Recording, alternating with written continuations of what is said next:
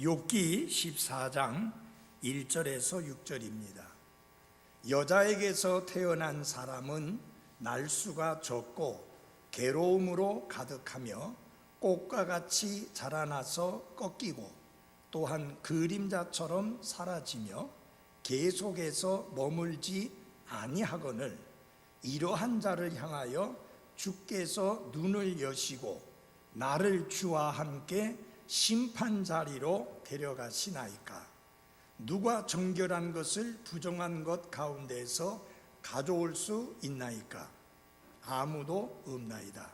그의 날들이 정하여졌고 그의 달수도 주께 있으므로 주께서 그의 한계를 정하사 그가 넘어가지 못하게 하셨사오니 그에게서 돌이키사 그가 풍끈처럼 자기 날을 마칠 때까지 안식하게 하옵소서. 6절까지 말씀을 보았습니다. 우리 이쪽에 있는 말씀 한번 큰 소리로 해볼까요? 시작. 우리의 신앙 고백의 사도시며 대제사장이신 그리스도 예수님을 깊이 생각하라. 히브리서 3장 1절 말씀. 아멘. 앉아주시기 바랍니다. 오늘 저녁에는 여기 욥기 14장 1절 앞부분에 나오는 말씀, 여자에게서 태어난 사람의 인생이라 라는 제목으로 말씀을 드리겠습니다. 여기 여자에게서 태어난 사람이라고 하니까 예수님이 여자에게서 나셨다고 성경에 말씀했잖아요. 그리고 예수님이 남자와 상관없이 여자에게서 나셨기 때문에 그분은 죄가 없으신 분으로서 동정녀 탄생에 관한 성경의 근본적인 진리를 우리는 밝히 말하고 선포하고 그 사실을 믿는다고 고백합니다. 근데 여기서 여자에게서 태어난 사람이다 라고 할 때는 동정녀 탄생을, 처녀 탄생을 말씀하고 있는 게 아니라 여러분은 남자에게서 태어난 것이 아니라 여자에게서 태어났죠? 엄마로부터 태어났죠? 근데 성경은 마태복음에 보면은요, 사라가 이삭을 낳고 라고 하지 않고 아브라함이 이삭을 낳았다 라고 말씀합니다.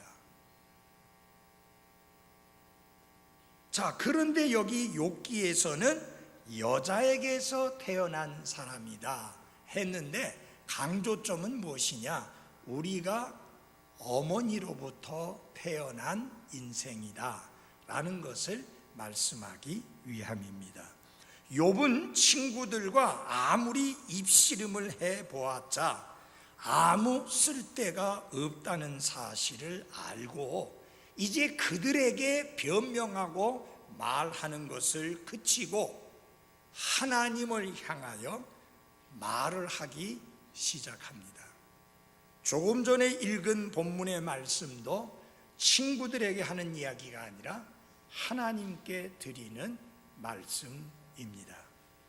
여러분이 삶을 살면서 여러분이 누군가에게 어떤 사실을 설명하고 그것이 서는 이렇고 후는 이렇고 이거는 이렇고 저렇게 된 것이다 라고 말을 설명을 해줌에도 불구하고 도대체 듣지 않고 자기 주장만 하고 자기 고집만 피우는 사람들을 만나보시고 경험하셨을 겁니다.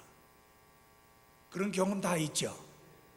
아무리 말을 하려고 해도 소용이 없어요.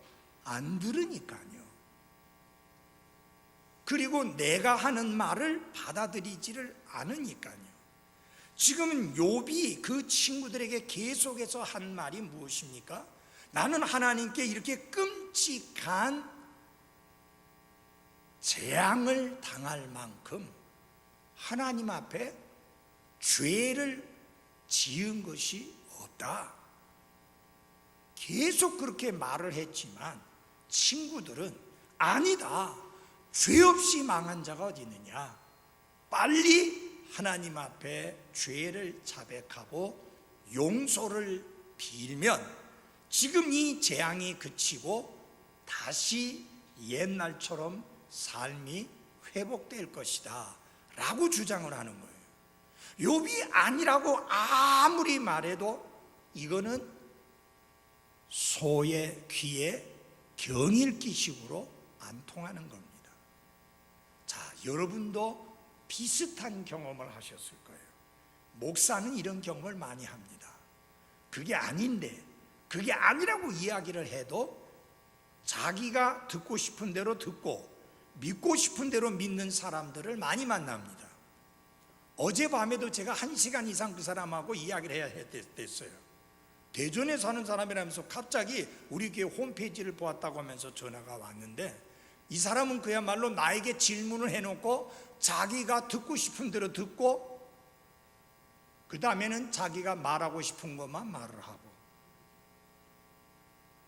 그래서 그만하자고, 목사가 그만하자는 말을 하기까지는 얼마나 힘들었겠는가 생각해 보십시오. 1시간 이상을 들어줬으니까 그 정도 들어줬으면 됐잖아요. 시간 낭비. 때로는 우리가 너무 억울한 생각이 듭니다. 너무너무 못 알아주고 안 알아주는 게 답답할 때가 있습니다. 그때 우리는 욥이 취한 자세를 배워야 합니다. 사람에게 아무리 이야기해도 통하지 않으니까 그는 이제 방향을 틀어서 하나님께로 향해서 하나님께 말씀을 드립니다. 성경은 이렇게 말합니다. 너는 내게 부르짖으라. 그리하면 네가 알지 못하는 크고 놀라운 일들을 네게 알게 하리라. 여러분, 사람들로 인해서 실망했을 때, 사람들로 인해서 상처받았을 때, 사람들로부터 오해를 받았을 때, 아무리 해명하고 아무리 설명하려고 해도 안 통할 때 우리가 해야 할 일은 뭐냐? 하나님께 부르짖고 하나님께 말씀 드리는 것입니다. 욥에게서 배우는 아름다운 태도입니다. 욥은 그 친구들에게 그들은 연약하고 죽을 수밖에 없는, 흙으로 돌아갈 수밖에 없는 존재라는 것을 분명하게 상기시켜 주었습니다. 그런데 본문에서는 친구들이 아니고 자기 자신이 그런 존재라는 것을 상기시키면서 하나님 앞에, 하나님, 제가 나약한 존재입니다. 연약한 존재입니다. 결국은 잠깐 살다가 사라져버릴 존재입니다. 그러면 하나님, 제가 짧게 살다가 가는데 이 짧은 날들 동안이라도 좀 편안하게 지낼 수 있도록 하나님 좀 내버려 놔두시면 안 되겠어요? 라고 항의를 합니다. 품꾼이 일을 하다가 일을 마치고 쉬듯이 하나님, 저에 대하여 손대시고 저를 힘들게 하시는 그 일 좀 멈추고, 제가 얼마나 남은 날이 있는지 모르지만 그 남은 날들 동안 안식 좀 취하다가 가면 안 되겠습니까 하나님? 이렇게 하나님 앞에 항변을 합니다. 할 만한 항변이잖아요, 그죠? 아니, 우리 인생이 긴 것도 아니고 짧은데, 곧 떠날 인생이고 곧 죽을 인생인데 하나님, 저 좀 풀어놔줘 가지고 좀 이 남은 날이라도, 하나님 이미 제가 언제 죽을 건지 이미 정해놓은 거 아닙니까? 여기 제한하셨다고 그러고 정해놓으셨다고 했으니까 그 날이 올 때까지 여기서 머무는 동안이라도 좀 힘들지 않게 품꾼이 열심히 일을 하다가 안식을 취하는 것처럼 제가 좀 그런 안식을 취하도록 하면 안 되겠습니까? 하고 하나님 앞에 말씀드리는 거예요. 어쩌면 여러분들 중에도 너무 나그네 삶이 힘들어서, 너무 고달파서, 혹은 너무 몸이 아파서, 너무 어려움을 당해서 하나님, 어차피 저는 짧은 인생 살고 죽게 되어 있고 하나님이 정하신 시간에 가게 되어 있는데 그 날까지 제가 좀 안식을 누릴 수 있도록 하다가 주님 앞에 가면 안 되겠습니까? 고통에서 좀 건져 주십시오. 이 힘든 삶에서 좀 일으켜 주십시오.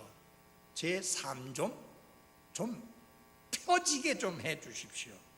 저도 이 땅 위에서 안식 좀 누리게 해 주십시오. 그렇게 하나님께 말씀드리는 거, 그거 무리한 거 아니에요. 예, 오늘 이 욥의 고백에서 여러분들이 그런 귀한 진리들을 배우고 깨닫게 되기를 바랍니다. 그래서 우리는 여기 이 말씀을 통해서 여자에게서 태어난 인생에 대하여 몇 가지 진리들을 함께 나누고자 합니다. 첫째, 여자에게서 태어난 인생의 특징입니다. 1절에 나와 있습니다. 우리 한번 같이 읽어볼까요? 1절 시작. 여자에게서 태어난 사람은 날수가 적고 괴로움으로 가득하며. 여기 인생의 특징을 말합니다. 어떤 인생? 여자에게서 태어난 사람의 인생에 대하여 말씀하면서 첫째, 무엇을 말씀하고 있느냐? 그 인생은 길지 않고 짧다 하는 것입니다. 이것은 다른 말로 바꿔서 말씀을 드린다면 반드시 죽는다. 히브리서 9장 27절처럼 한 번 죽는 것은 사람에게 정해진 것이요, 그 사람은 여자에게서 태어난 바로 그 사람을 말합니다. 우리의 인생은 길지 않고 뭐하다고요? 짧다라는 것입니다. 여기 보면 여자에게서 태어난 사람은 날수가 적다라고 말씀합니다. 짧은 인생이라고 하는 것이죠.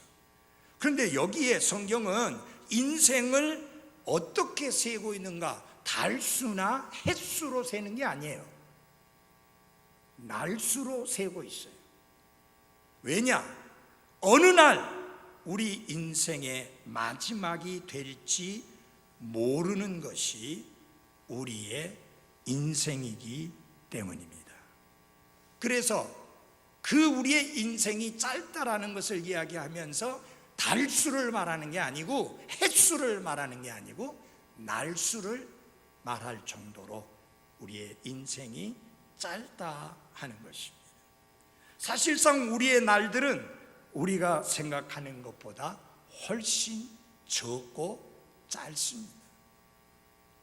특별히 지난날 성경에서 우리보다 앞서 살았던 아담이나 그 밑에 후손들이 살았던 그 횟수와 날수에 비하면 우리는 너무나 적습니다. 무두셀라 같은 경우에는 969세나 살았으니, 아담도 900세 이상 살았으니까 그들이 살았던 날수에 비해서 우리의 날수는 너무나 짧은 게 분명합니다. 더욱이 영원한 날들에 비하면 이루 말할 수 없이 적고 짧은 것이 여자에게서 태어난 인생의 특징입니다. 여러분, 우리는 천년 만년 사는 자가 아닙니다. 우리의 날수는 적고 짧습니다. 이거 반드시 기억해야만 합니다. 타고난 수명이라고 말을 하지만 그 타고난 수명이라고 말하는 그 날수에도 미치지 못하고 세상을 떠나는 사람들이 수도 없이 많습니다.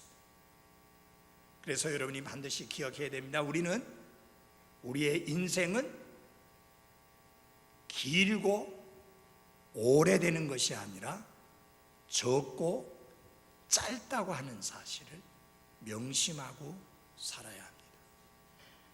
그렇다고 하면 오늘 나에게 주어진 이 날이 얼마나 중요한지를 알 수가 있습니다.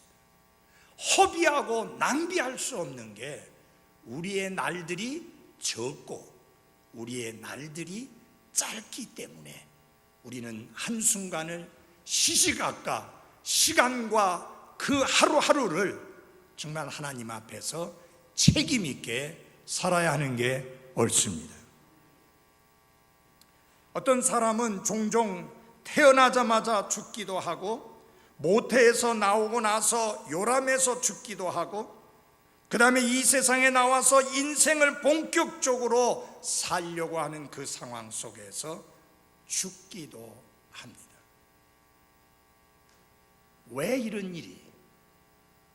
여자에게서 태어난 인생, 그 인생은 적고 그 인생은 짧기 때문이다. 두 번째로 그 짧은 인생이 편하지 않고 괴로움으로 가득 찼다라고 하는 거예요. 여기 보면 1절에 뭐라 그랬습니까? 여자에게서 태어난 사람은 괴로움으로 가득하며 그렇게 말씀했습니다. 문제가 가득하다 그 말입니다. 여기 친구들은 욥을 정죄하면서 내가 이런 끔찍한 괴로움을 당하는 것은 죄 때문이다 라고 이렇게 공격을 했는데 욥이 하나님 앞에서 고백하면서 하는 말은 무슨 뜻이냐? 죄와 상관없이 여자에게서 태어난 인생은 괴로움으로 가득 찬 인생을 산다 하는 것이 성경의 말씀입니다. 그러므로 인생은 짧을 뿐만 아니라 더 서글픈 것은 뭐냐? 그 인생이 괴로움으로 가득하다 하는 것입니다. 우리가 부르는 찬송에도 그런 찬송 있는 거 기억합니까? 통 요새는 그 찬송 안 부르는데 괴로운 인생길 가는 몸이 편안히 쉴 곳 아주 없네. 그래서 우리는 뭘 생각하게 됩니까? 돌아갈 본향을 생각하게 되는 것입니다. 오죽하면 인생을 가리켜서 인생 고해라고 했겠습니까? 왕이 신하들을 불러서 인생이 무엇과 같은지 연구를 해서 보고를 하라 해갖고 신하들을 보냈습니다. 이렇게 두껍게 보고서를 써서 가져오니까 너무 복잡하다, 좀 줄여서 가져온나. 그러니까 또 몇 장으로 줄여서 가져왔는데 이것도 복잡하다, 더 줄여서 가져온나. 그러니까 한 장에 써오니까 이것도 복잡하다, 단 한마디로 표해서 가져온나 했어요. 그래서 무슨 자를 가져왔느냐? 고자, 힘들고자, 힘들다고 하는. 인생은 괴롭다, 인생은 고통스럽다, 인생은 힘들다, 그런 한마디로 표현을 했습니다. 사랑하는 그리스도인 여러분, 돈이 많고 적음을 떠나서 인생은, 여자에게서 태어난 사람의 인생은 고달프고 서글프고 괴로움으로 가득 차 있다 라는 사실을 기억해야 합니다. 요새 여러분 이재용 씨 많이 괴롭겠죠? 삼성의 주가는 한없이 올라가고 있고 삼성이 거둬들인 이득은 이제까지 그 어떤 때보다도 많이 거둬들였는데 누리고 즐겨야 될 그 사람은 지금 구치소에 갇혀 있어서 계속 고통스럽고 괴로운 날들을 보내고 있으니 괴로움으로 가득하다는 말이 지나친 말이 아니잖아요.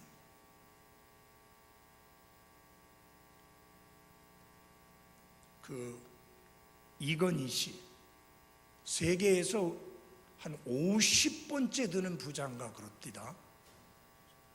상당한 부자예요. 빌 게이츠가 제일 1위 부자고요. 근데 이건희 씨 어때요? 괴로움으로 가득 차 있어요. 어느 정도로 괴로움으로 가득 차 있어요?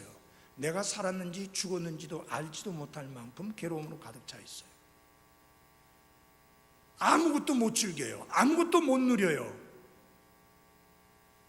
돈이 많아도 소용이 없어요. 전직 대통령이었던 사람은 지금 구치소에서 괴로운 날들을 보내고 있고 그 삶은 괴로움으로 가득합니다. 권력이 있던, 돈을 많이 가지고 있던, 많이 배웠던 상관없이 인생은, 여자에게서 태어난 인생은 괴로움으로 가득하다. 성경이 너무나 정확하죠. 아멘 안 해요? 너무 정확하죠. 예. 크고 작은 괴로움들이 여자에게서 태어난 사람에게 있습니다.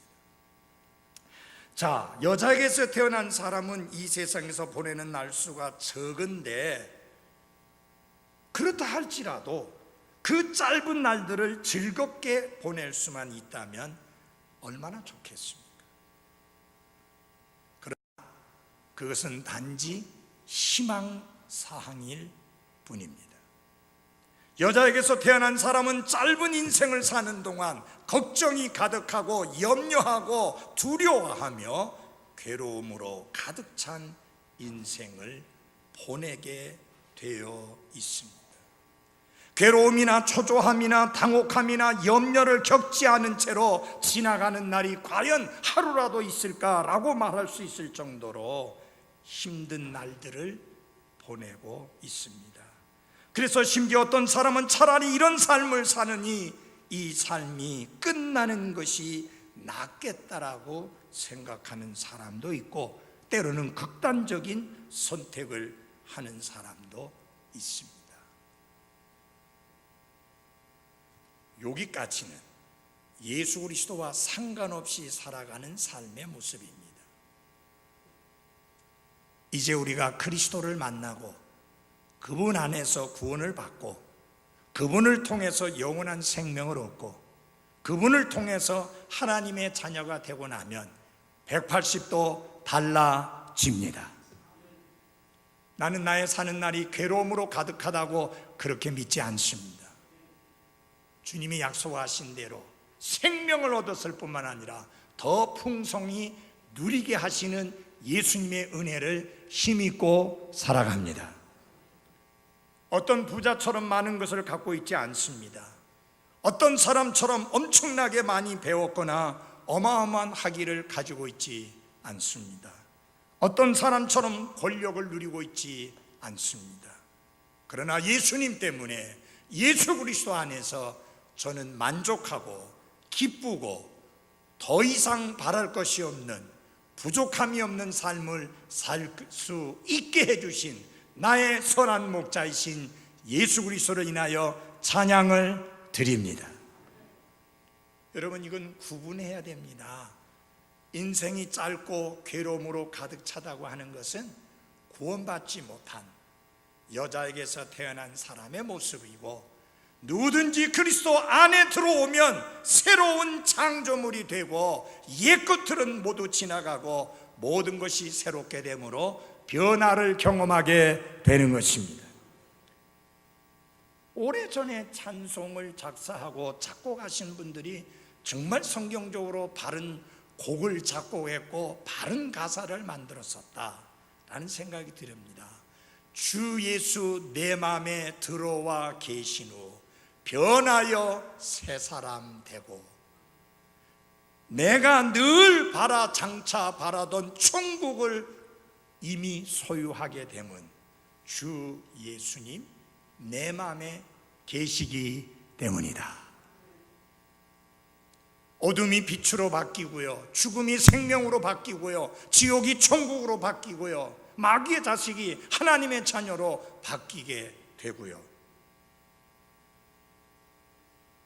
한두 가지의 변화가 아니라 밤새 이야기해도 부족할 것이 없는 놀라운 변화를 경험하는 것이 그리스도 안에서 새로운 창조물 된 사람들에게 주어지는 하나님의 은혜의 선물인 것입니다.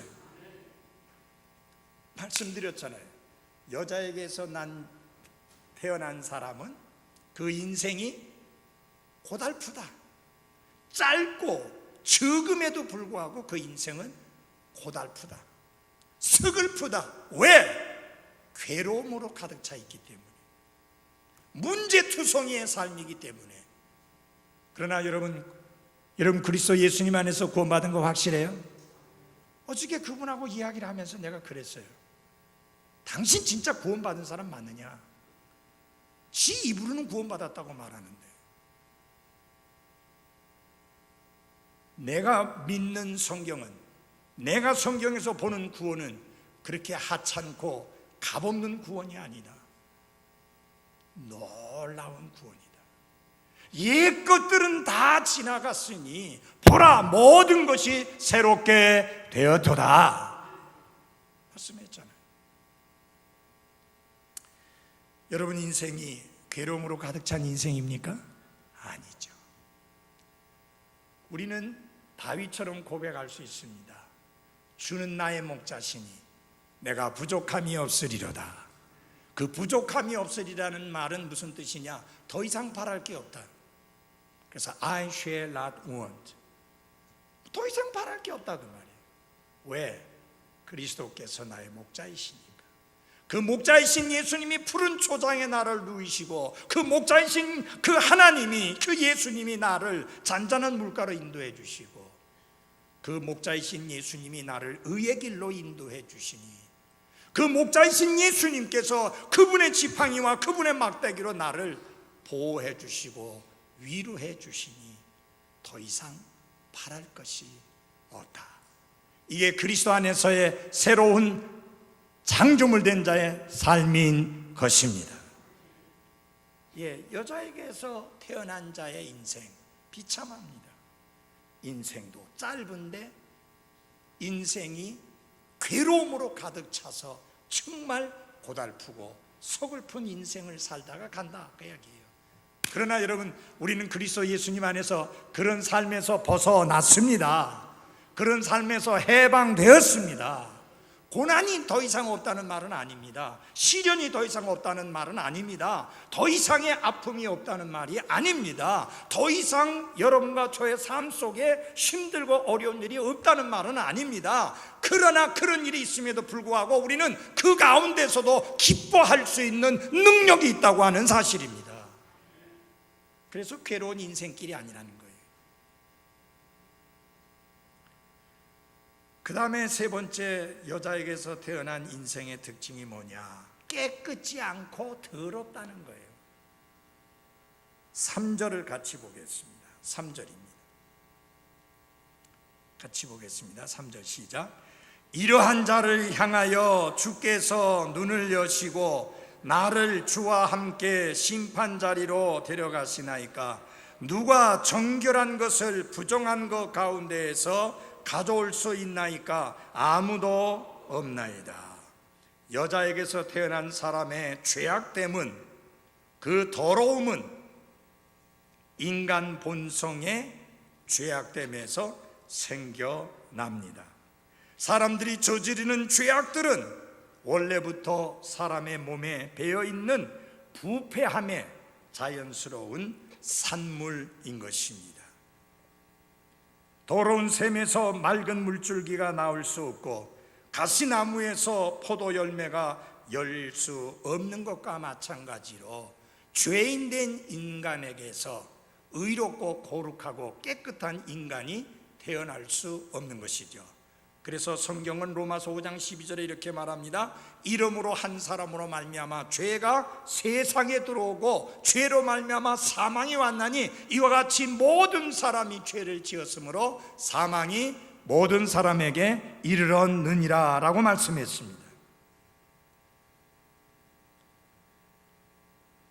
욥기 25장 4절에는 여자에게서 태어난 자가 어찌 깨끗할 수 있겠느냐라고 말씀을 하셨습니다.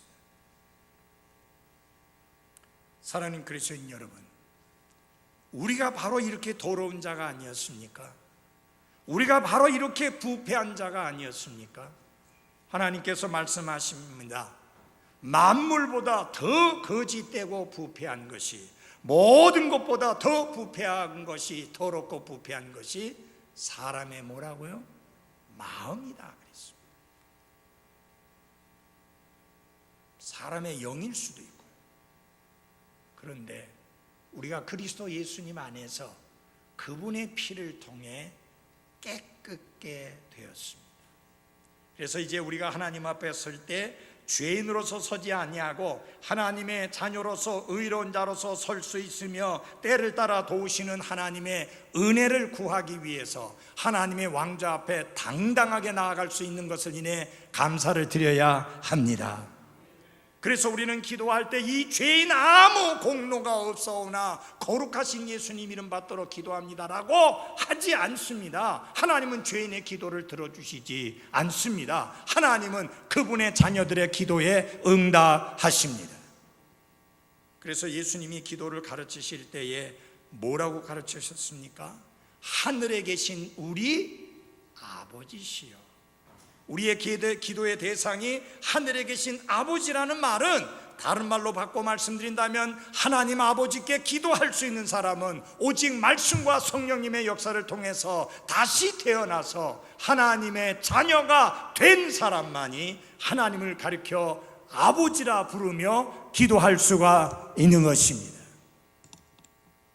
그래서 예수님은 그 말씀 한마디로, 하늘에 계신 우리 아버지여라는 말씀 한마디로 누가 기도할 수 있는 자격이 있는가, 누가 응답받는 기도를 할 수 있는가 하는 것을 밝혀주셨는데, 곧 하나님을 아버지라고 부를 수 있는 다시 태어난 하나님의 자녀가 된, 의롭게 된, 거룩하게 된 구원받은 그리스도인만이 하나님을 아버지라 부르며 기도할 수가 있는 것입니다.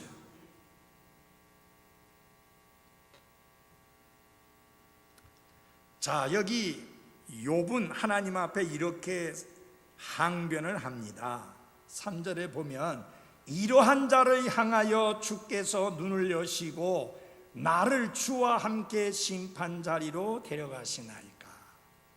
아니, 하나님, 이렇게 짧게 살다가 가는 인생, 이렇게 고달프고 괴로움으로 가득 찬 삶을 사는 인생, 이렇게 부패한 인생, 아니 이런 인생을 하나님 그렇게 눈여겨보시고 나를 이렇게 힘들게 하십니까? 라고 이렇게 항변을 합니다. 근데 여러분, 하나님이 눈여겨보시는 것은 사실이지만 욥이 생각하고 있는 것처럼 심판하고자 하는, 벌하고자 하는, 그를 괴롭히고자 하는 그런 마음으로 보시지는 않습니다. 하나님께서는 인간의 비참한 상황으로부터 구원하기 위해서 사랑과 긍휼의 눈으로 바라보시는 좋으신 하나님이십니다. 하나님께서 이스라엘을 보실 때에 불쌍히 여기셨습니다. 그들이 고통당하는 상황을 보시면서 불쌍히 여기셨습니다. 사랑하는 그리스도인 여러분, 잊지 말고 기억하십시오. 하나님이 우리를 보실 때 사랑과 은혜와 긍휼의 눈길로 우리를 바라보신다고 하는 사실입니다. 우리를 주목하시되 우리를 공경과 그리고 잘못되는 것과 그리고 위험한 상황으로부터 건져 구원해내시기 위해서 사랑의 눈길로 바라보시는 것이지, 혼쭐 내기 위해서 지켜보시는 눈이 아니라고 하는 사실입니다. 그래서 하나님을 오해하지 마십시오.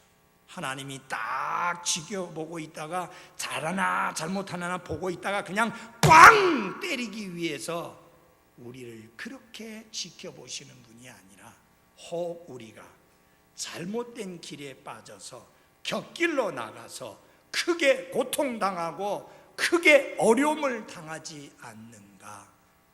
은혜와 긍휼과 사랑의 눈길로 바라보시는 아버지 하나님인 것을 기억하고 감사하십시오. 여러분, 아이가 이렇게 걸음마를 떼서 몇 자국 이렇게 걸어가는데 그 아이를 바라보는 엄마 아빠의 눈이 어떻습니까? 가다가 넘어져서 코나 깨라, 이마나 깨라, 그런 눈으로 바라보는 엄마 아빠 없습니다. 혹시 저 아이가 걸어가다 넘어지는 않을까 싶어서 얼른 넘어질 것 같으면 얼른 그 아이는 모르고 있고 그 아이는 안 보고 있는데 엄마 아빠는 뒤에 쫄쫄쫄쫄 따라가면서 혹시 넘어질까 싶으면 딱 붙들어주고 그렇게 하지 않습니까? 그게 엄마 아빠의 마음이잖아요. 바로 그것이 우리 하나님의 마음입니다. 아멘. 지금 이제 욥은 그거예요. 하나님 왜 나를 그렇게 주목하십니까? 왜 나를 그렇게 눈여겨보십니까? 그러니까 지금 자기가 재난을 당하고 고통을 당하는 게 하나님이 눈여겨보시다가 혹시 내가 뭐 잘못한 게 있으면 그냥 사정없이 매를 때리기 위해서 눈여겨보시고 나를 심판의 자리로, 재판의 자리로 끌고 가기 위해서 지켜보는 것처럼 지금 오해를 하고 있는 겁니다. 우리 하나님은 그런 하나님이 아닌 것을 감사하십시오.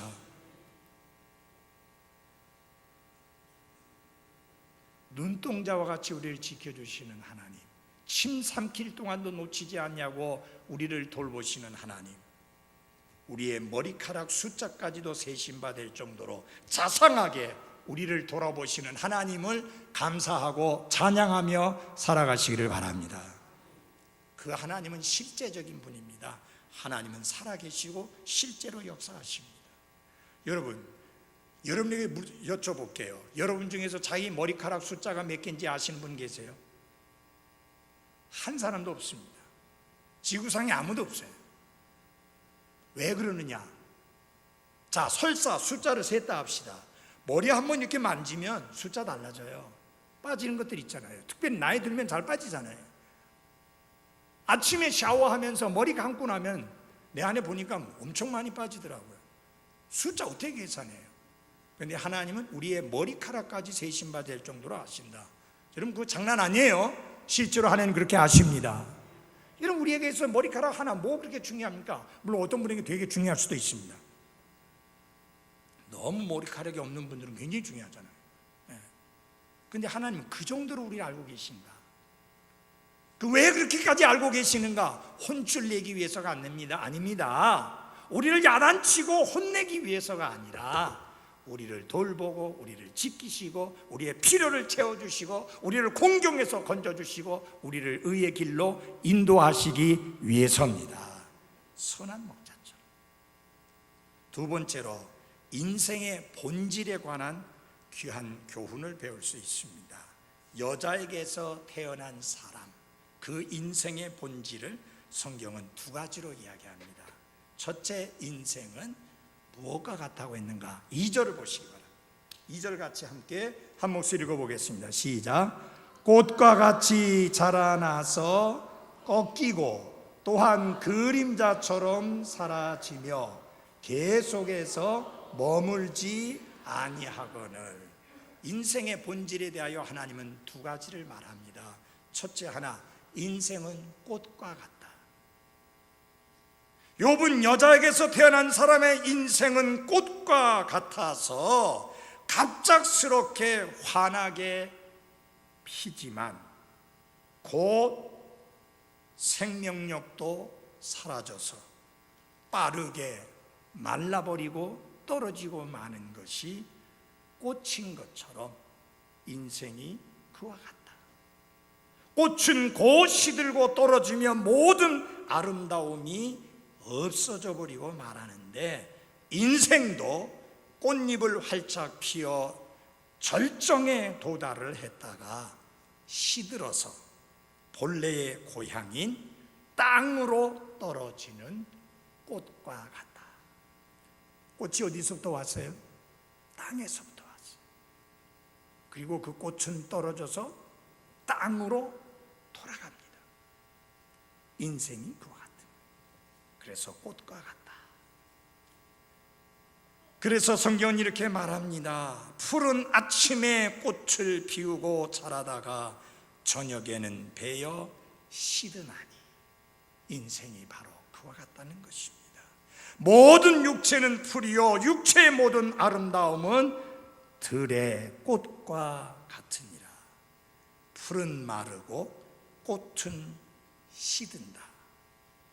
우리의 인생이 바로 그와 같다는 것이죠.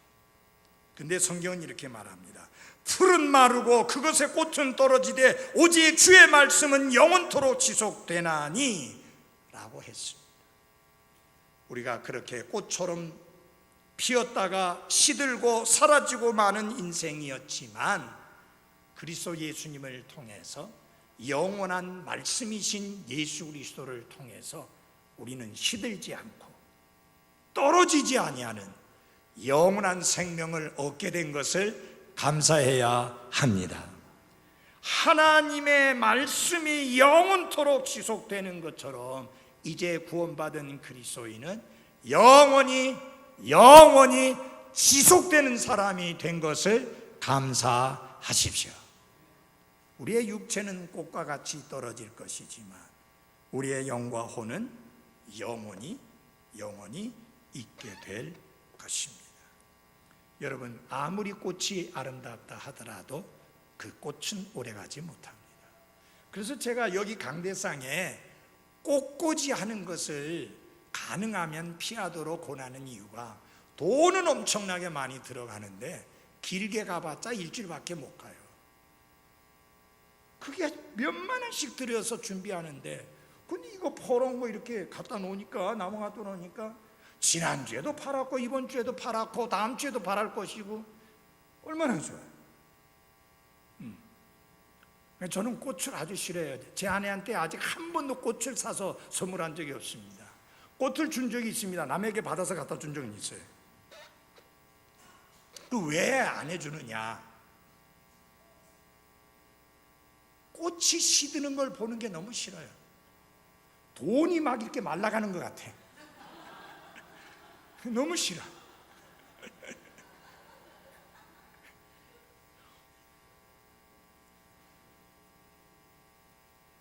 근데 우리의 인생이 꽃과 같다 했잖아요.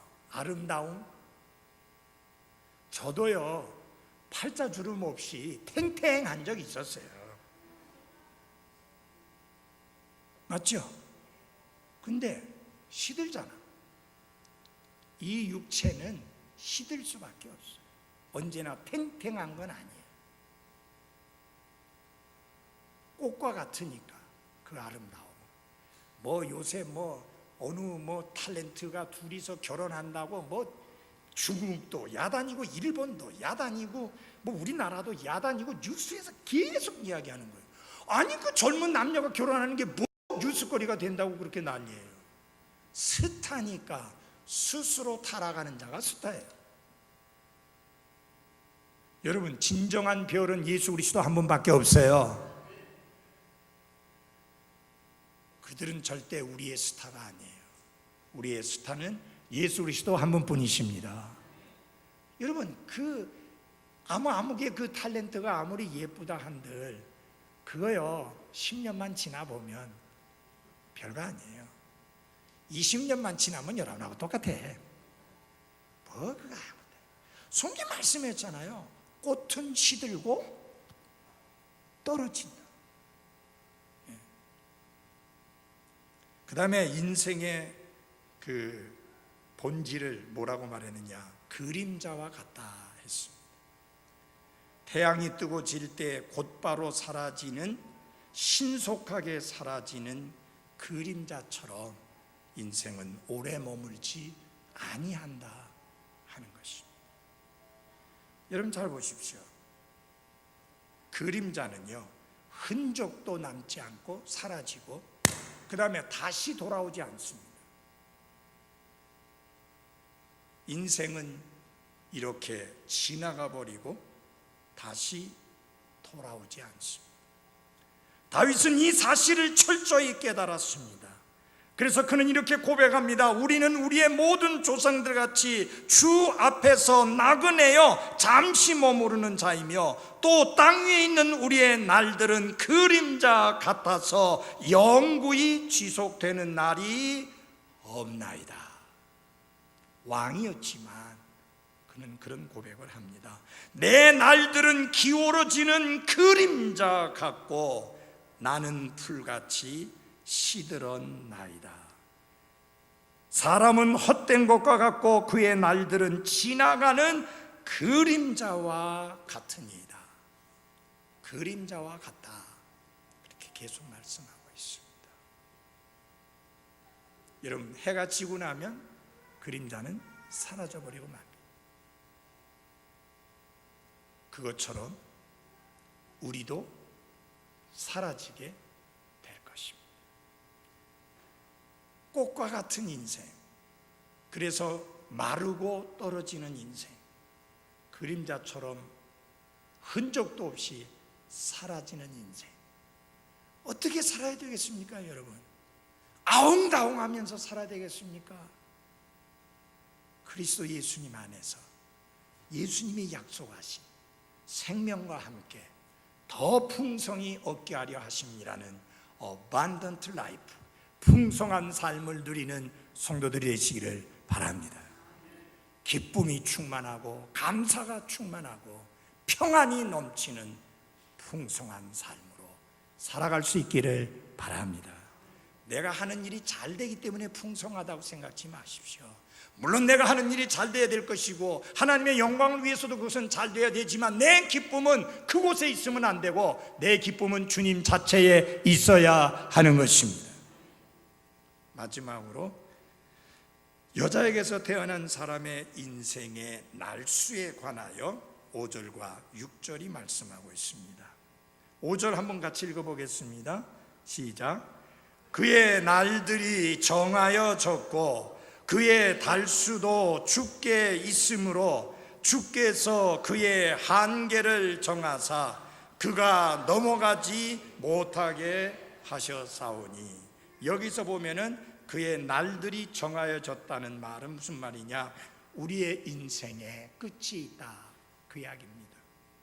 이 땅에서 사는 날수가 끝없이 계속되는 것이 아니라 우리의 날들이 끝나게 될 때가 있다라고 하는 사실입니다. 두 번째로는 우리의 인생이 정해져 있다. 이 정하여졌고라는 말은 고정되었다, 정착되었다라는 뜻인데, 하나님은 각 사람을 위한 날수를 정하셨고 우리는 모르지만 그 날수가 정해져 있습니다. 여러분, 모든 사람이 한날 한시에 죽지 않지요? 왜 차이가 있어요? 하나님이 정하신 날이 있어요. 제가 제 아내 보고 그런 말을 종종 합니다. 여보, 우리 한날 한시에 죽읍시다. 누구 마음대로. 그게 그렇게 되는 게 아니에요. 그걸 정하시는 분은 하나님이셔요. 하나님이 정하신 대로 됩니다. 그 누구도 마음대로 좌지우지할 수가 없습니다. 하나님의 섭리에 의해서 우리의 날들이 정해져 있으니 하나님의 손안에 맡겨놓고 하나님이 내게 주신 날들을 감사하며 기뻐하며 찬양하며 살아가기를 바랍니다.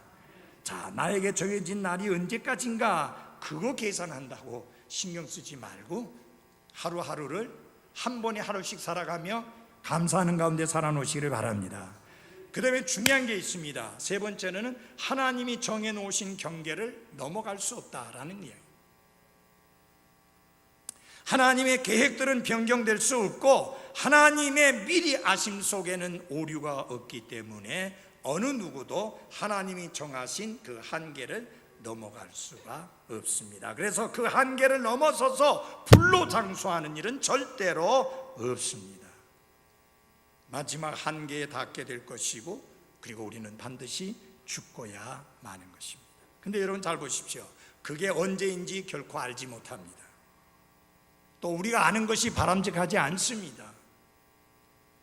오히려 그게 숨겨져 있는 것이 훨씬 더 낫습니다. 왜냐? 가까이 오는 것을 알게 되면 우리의 삶은 염려와 불안과 절망감으로 가득 차게 될 것입니다. 자, 한번 예를 들어 보십시오. 아무개야, 너는 몇 년, 며칠, 며칠 날, 몇 살 되던 해 몇 번째 생일 맞을 때 죽는다. 하나님 그거 미리 알려줬다고 한번 해보십시다. 그날이 가까우는 것이 오 해피데이, 오 기쁜 날, 오 즐거운 날, 그러면서 기다릴 수 있는 믿음의 사람이 과연 몇 사람이나 있을까요? 오히려 두려워하고 걱정하고 염려하고 불안해하게 될 것입니다. 그리고 아무것도 제대로 안 하게 됩니다. 뭐 죽을 건데 뭐, 곧 또 날 건데. 그래서 모든 계획과 모든 노력을 포기하고 말 것입니다. 반대로 그것이 너무 멀리 있다고 하면 부주의하게 살 것이고 죽음을 준비할 생각을 안 하고 멋대로 살고 할 것입니다. 그래서 하나님이 안 알려주시는 거예요. 항상 깨어있고 항상 주님 만날 준비가 되어 있는 삶으로 살기를 원하시기 때문입니다. 여러분 잘 보세요. 우리가 죽는 날도 모르지만 주님이 다시 오시는 날도 모르잖아요. 그래서 어떻게 살아야 돼요? 깨어있으라. 생각지 않은 때에 사람의 아들이 오리라. 그래서 오늘이 마지막 날이라는 심정으로 하루하루를 신실하게 살아가야 하는 것입니다. 그러나 오늘의 현실이 너무 힘들고 어려운 분들, 주님 앞에 이렇게 기도해 보십시오. 주님, 내게는 살 날이 별로 남아있지 않습니다. 나는 곧 반드시 이 세상을 떠나야 하고 내가 여기에서 보내야 하는 적은 날들조차도 너무 힘듭니다. 그러니 주여, 내가 잠시라도 숨을 돌릴 틈을 주십시오. 품꾼같이 나를 마칠 때 안식을 하는 것처럼 나의 삶에도 안식을 주기를 원합니다. 하나님의 긍휼을 구하는 성도들이 되시기를 바랍니다. 기도하겠습니다.